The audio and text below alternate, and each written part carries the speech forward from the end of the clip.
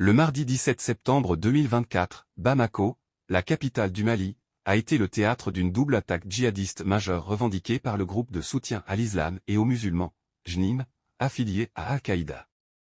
Les assaillants ont ciblé l'école de gendarmerie de Faladier et la base aérienne 101, située à proximité de l'aéroport international président Modibo Keïta. Les attaques ont causé de lourdes pertes humaines et matérielles.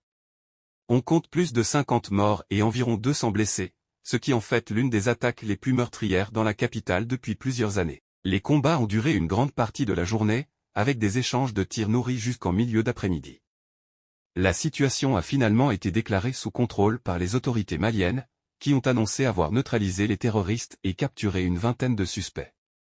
L'attaque a également entraîné des mesures de sécurité renforcées, avec la fermeture du lycée français Liberté et des restrictions de déplacement pour les employés de l'ONU. Cet événement remet en question les affirmations des autorités maliennes concernant leur progrès dans la lutte contre le djihadisme, surtout après la rupture de l'alliance militaire avec la France au profit de la Russie depuis 2022.